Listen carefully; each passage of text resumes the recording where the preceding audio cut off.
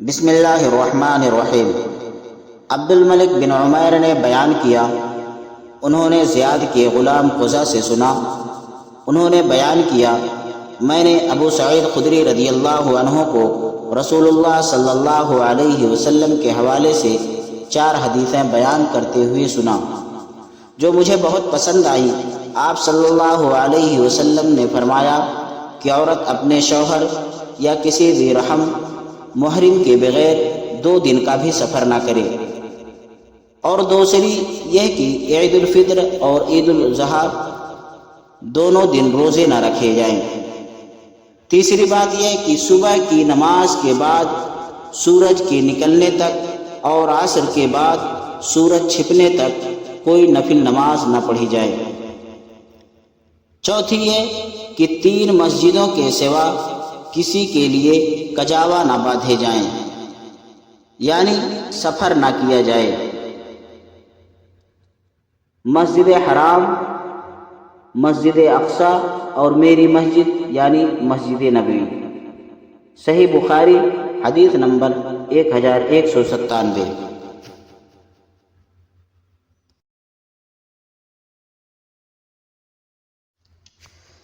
بسم اللہ الرحمن الرحیم۔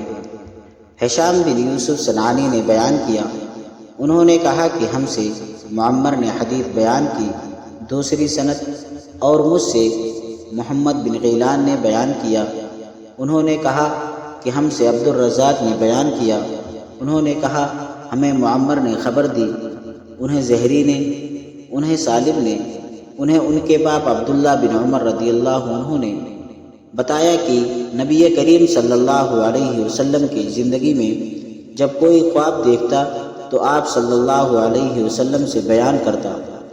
آپ صلی اللہ علیہ وسلم تعبیر دیتے، میرے بھی دل میں یہ خواہش پیدا ہوئی کہ میں بھی خواب دیکھتا اور آپ صلی اللہ علیہ وسلم سے بیان کرتا۔ میں ابھی نوجوان تھا اور آپ صلی اللہ علیہ وسلم کے زمانے میں مسجد میں سوتا تھا، چنانچہ میں نے خواب میں دیکھا کہ 2 فرشتے مجھے پکڑ کر دوزخ کی طرف لے گئے۔ میں نے دیکھا دوزخ پر کنویں کی طرح بندش ہے، یعنی اس پر کنویں کی سی منڈیر بنی ہوئی ہے، اس کے 2 جانب تھے۔ دوزخ میں بہت سے ایسے لوگوں کو دیکھا جنہیں میں پہچانتا تھا۔ میں کہنے لگا دوزخ سے اللہ کی پناہ، انہوں نے بیان کیا، پھر ہم کو ایک فرشتہ ملا اور اس نے مجھ سے کہا ڈرو نہیں۔